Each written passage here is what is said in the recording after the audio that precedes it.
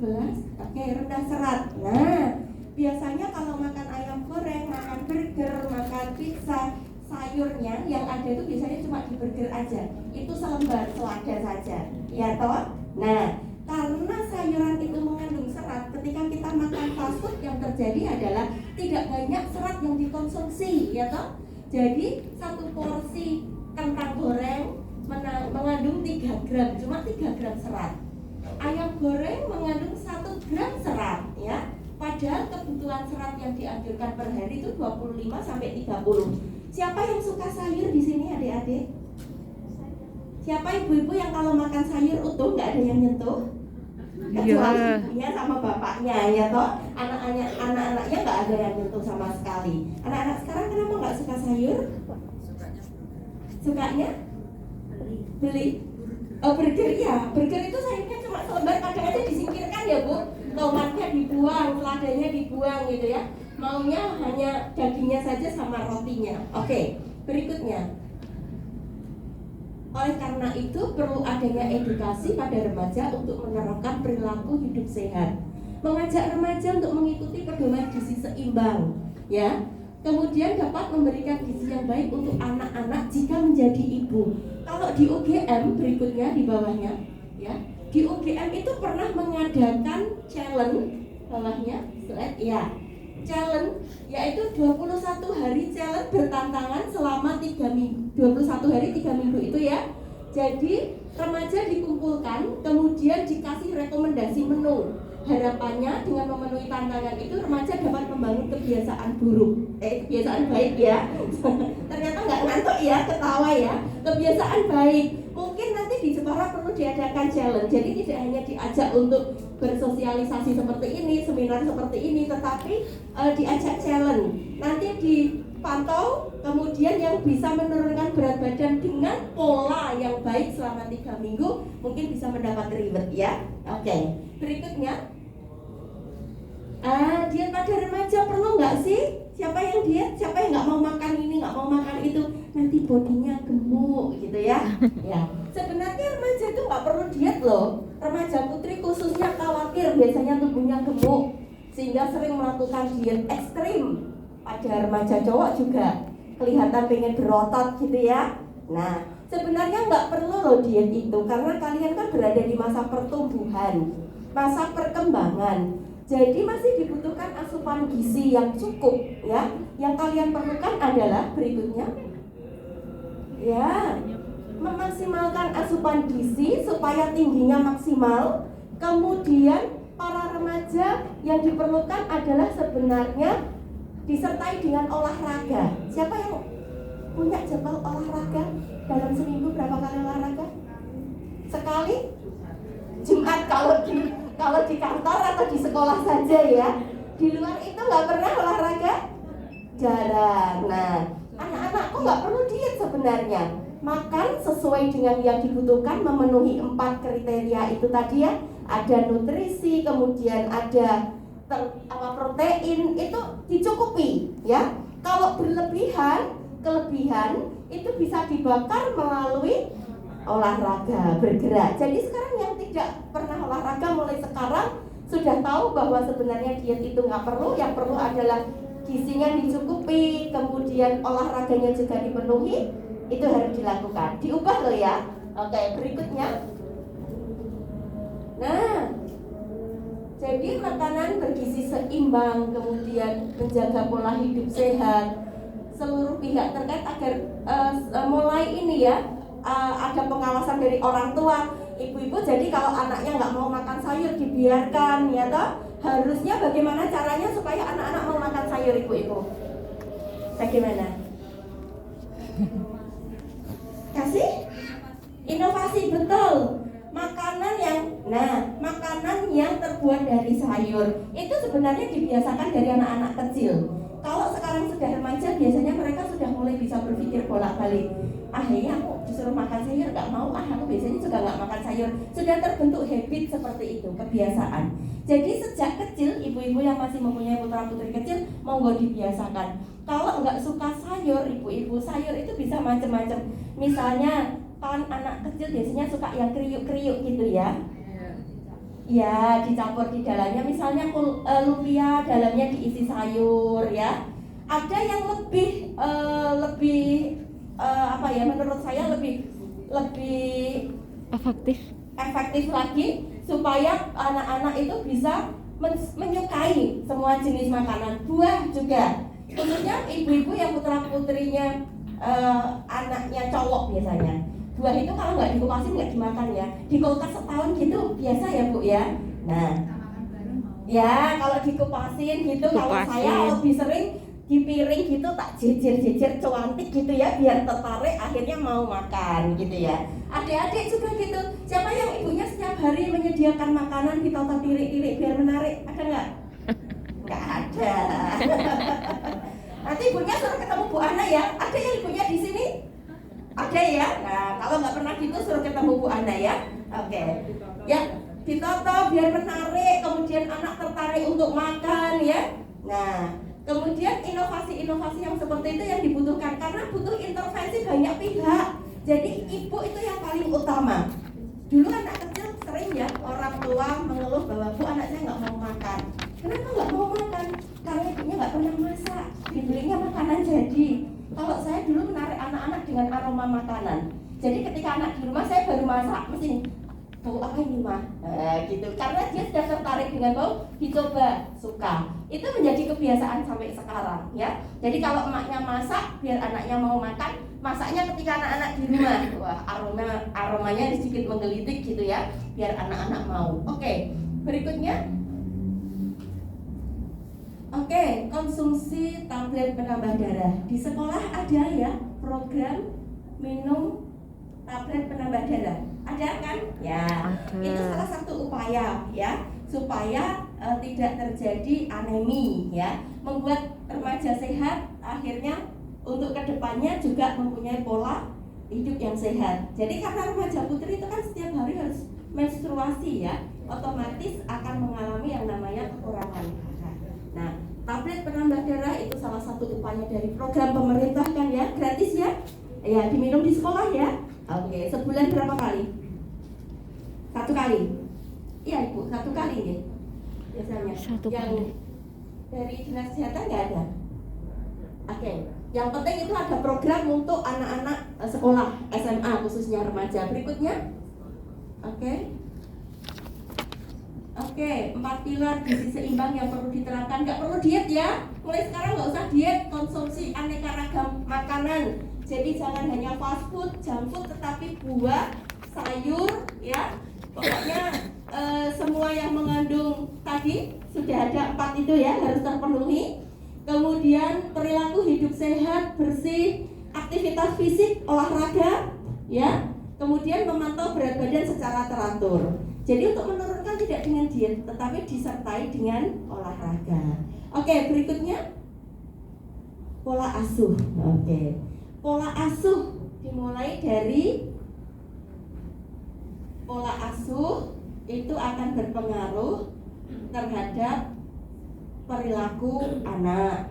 Jadi dimulai dari edukasi tentang kesehatan reproduksi. Adik-adik sering mendapatkan pengetahuan mengenai kesehatan reproduksi? Yang putri dulu waktu mau, ini kita tidak berbicara porno ya, tidak berbicara saru ya, kita berbicara ilmiah. Adik-adik yang putri dulu sebelum pernah nggak diedukasi ibunya, nanti kamu akan mengalami menstruasi itu seperti ini? Iya, pernah. Oke, ada yang tidak dikasih tahu ibunya? Tahu-tahu ini apa? Kok seperti ini ya? Iya, mesti banyak ibu-ibu ada yang merasa jengah untuk memberikan edukasi mengenai kesehatan reproduksi, menstruasi, mimpi basah pada putra-putrinya? Tidak. Pernah ya? Oke. Nanti kita berbagi sharing pengalaman ketika ditanya jawab ya.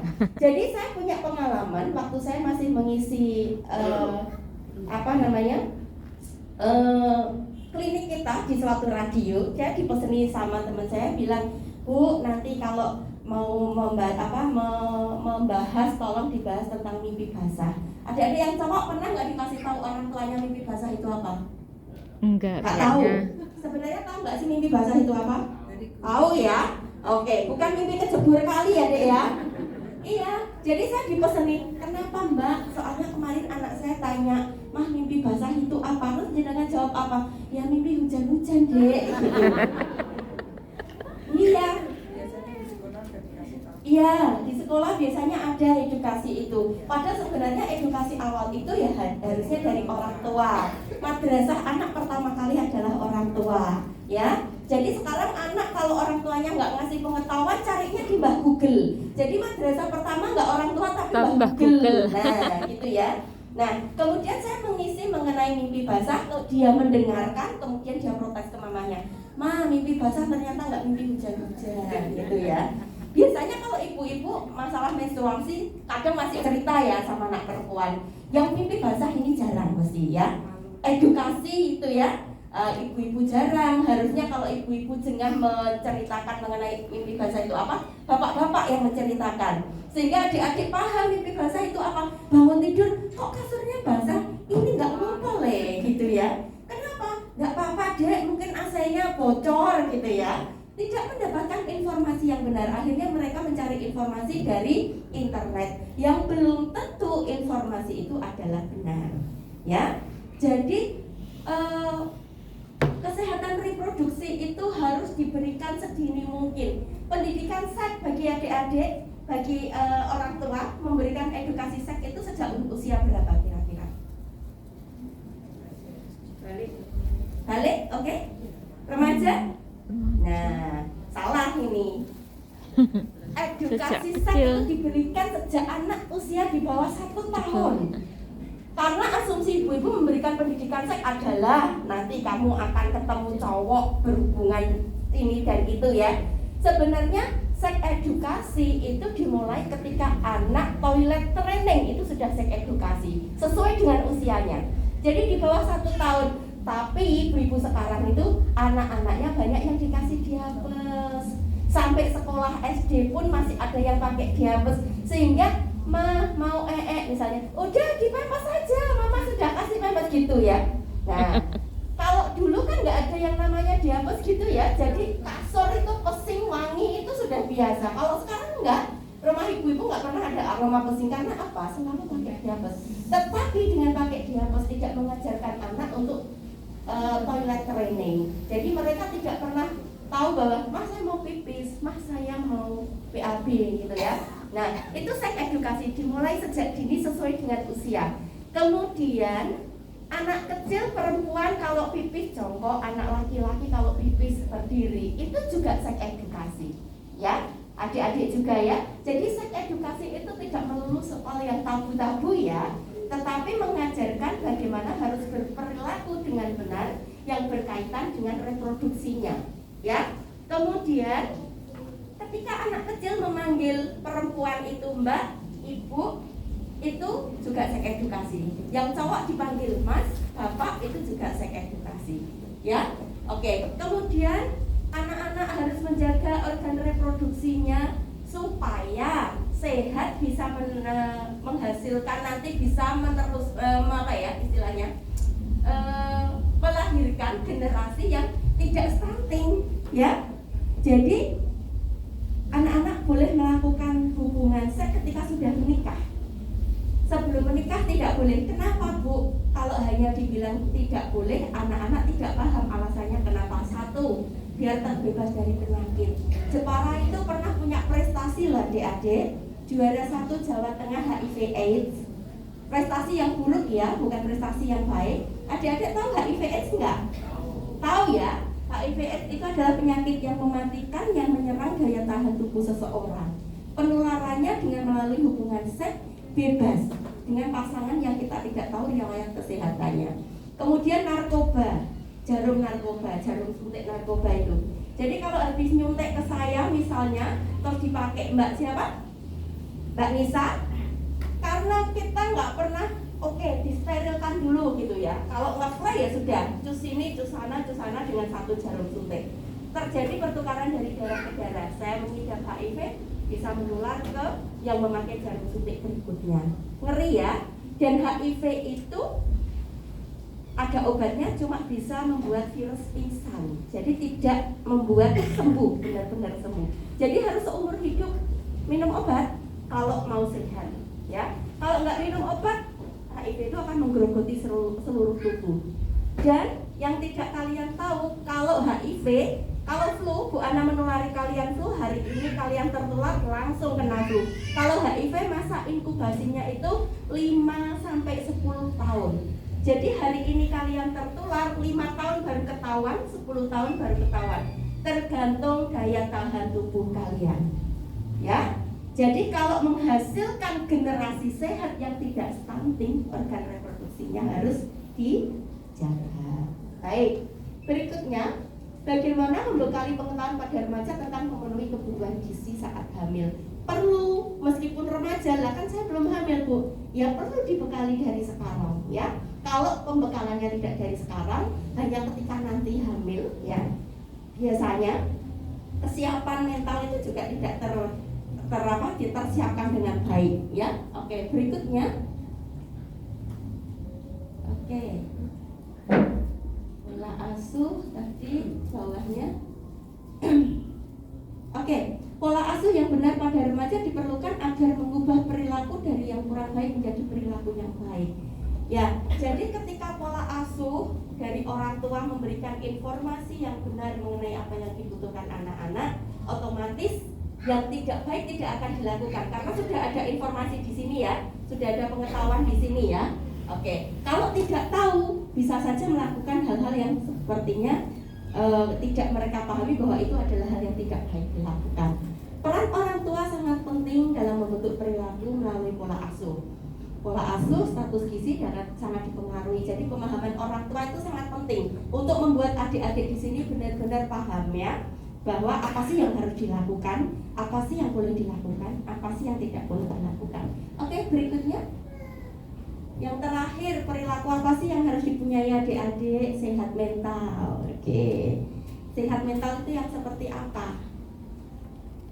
Pernah dalam pikiran kalian sehat mental itu yang seperti apa sih? Sehat mental adalah, ya oke, bawahnya aja. Oke. Bagian yang sangat penting untuk kesehatan dan kesejahteraan orang secara menyeluruh, ya.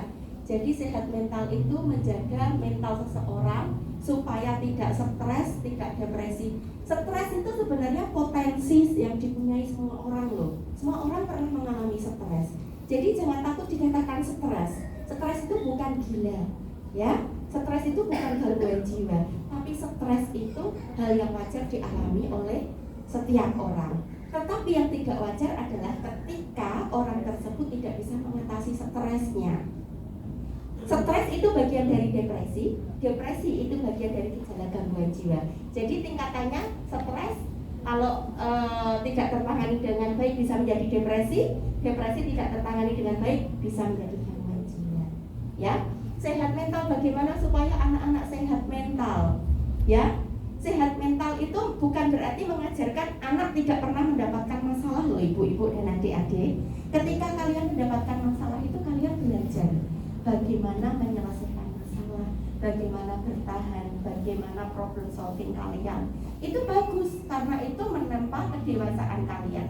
Kalau nggak pernah sama sekali kena masalah, suatu kali dihadapkan pada masalah, olengnya akan semakin goyang banget dan bisa berakibat ke depresi. Ya, oke. Berikutnya, simpulan. Oke, meningkatkan kesadaran masyarakat akan pentingnya menjaga kesehatan mental yang sehat pada saat hamil, karena hal tersebut akan berpengaruh terhadap kesiapan ibu mengasuh anak untuk mencegah terjadinya stunting. Ibu yang sehat mental diawali dari remaja, masa remajanya sehat mental. Kalau dari masa remajanya sudah nggak sehat mental, kemudian harus memasuki masa pernikahan yang banyak sekali masalah, ya, semakin tambah, akhirnya bisa menghasilkan anak yang stunting. Karena apa? Secara psikis ibu tidak nyaman dengan kondisinya. Oke, kesimpulan, stunting itu permasalahan yang tidak bisa selesai dengan satu cara, melainkan harus diselesaikan dengan segala tingkatan, terutama dengan meningkatkan kualitas remaja yang kelak akan melahirkan generasi selanjutnya. Baik, ya. Itu yang bisa saya sampaikan mengenai perilaku remaja. Ada berapa tadi perilaku remaja yang harus dipunyai oleh remaja yang supaya tidak melahirkan anak-anak yang stunting? 1, menjaga pola Pola makan. Menjaga pola 2. makan. Yang kedua apa tadi? Mengkonsumsi tablet tambah darah. Kemudian yang ketiga, pola asuh, ya. Pola asuh tidak hanya adik-adik, melibatkan ibu-ibu ya. Kemudian yang keempat adalah sehat mental. Oke. Baik, terima kasih, itu yang bisa saya sampaikan. Selanjutnya kita masih ada waktu untuk sesi tanya jawab. Ada yang bertanya?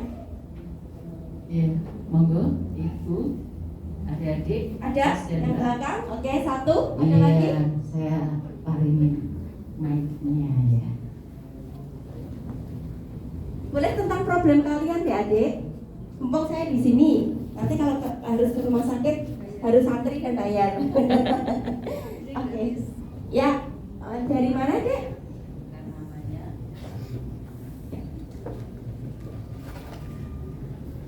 Fatia Harisani Devi dari DPUPR. DPUPR, ya.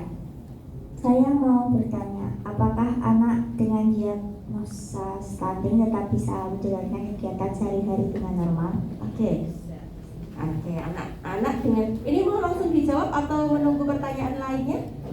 Saya ada lagi. Oh, ada lagi. Oke, boleh. Ya. Dari tadi ditekankan pencegahan stunting, tapi apa yang harus dilakukan jika anak sudah terlanjur stunting? Apakah masih bisa diperbaiki? Oke. Ya. Gitu. Ada lagi? Nah, pertanyaan kedua, ada Bu di depan? Oke, Ibu. Iya. Kita buka 3 pertanyaan Ibu Ana. Lanjut, siap. Asmo sama dari mananya? Selamat siang ibu-ibu semua. Perkenalkan nama saya Ibu Lis dari Perumda Tirta Jemoro. Saya mau menanyakan Bu, perihal anak saya tadi. Anak saya sih kalau makan nasinya tuh dikurangi, tapi susu dan yang lain-lainnya terpenuhi itu mereka pandai. Soalnya saya nekanin, nak kamu makan nasinya jangan terlalu sedikit, saya gitu. Kamu butuh pertumbuhan, tapi anaknya tuh nggak mau, makanya nasi sedikit. Tapi kalau yang lain ya sudah banyak kayak susu dan ikan dan sebagainya itu mau saya buat kasihnya sedikit. Kasih Bu. Satu lagi. Pertanyaan ketiga, yang pojok kelihatannya? Iya. Siap. Siang hari kok jalan-jalan? Biar sehat ibu. Kan harus bergerak ya dek ya. Sebutkan nama dari mana? Nama saya Abdul Abdul Mandina dan saya dari Rumah Teman Permai. Pertanyaan saya kan dijelaskan tentang sehat mental gitu loh. Nah, kalau semisal sehat mentalnya kayak pengajarnya oke, tapi lingkungan nggak mendukung gimana? Ya, pertanyaan yang Ngajar oke. Cukup itu saja? Iya, sesi pertama. Ya. 3 pertanyaan dulu. Oke, Monggo. saya akan menjawab dari pertanyaan yang pertama. Apakah anak stunting bisa beraktivitas seperti yang lain? Apakah bisa diperbaiki? Nah, ini kan sebenarnya kalau dari segi medis bisa ya Bu ya? Iya bisa. Karena stunting itu kan kurangnya asupan gizi harus terkejar, jadi harus terpenuhi. Yang ketika lahir dengan berat badan yang tidak memenuhi standar, jadi harus dikejar dengan gizi-gizi yang bisa memperbaiki kondisi fisiknya. Kalau anak stunting itu akan berpengaruh terhadap yang lain-lain loh Bu. Kalau pertumbuhan fisiknya terganggu, ada pertumbuhan yang lain terganggu. Kemampuan bicaranya terganggu, kemampuan geraknya terganggu, kemampuan kognitifnya terganggu. Jadi ada PR yang harus diselesaikan satu persatu. Ya, kalau gizinya sudah terpenuhi, harus dikejar keterlambatan yang lain. Kemampuan bicara. Kalau misalnya rutin, jadi kalau di Rumah Sakit Kartini itu ada yang namanya klinik rehabilitasi medik, ya. Itu terdiri dari fisioterapi, okupasi terapi, terapi bicara dan psikologi.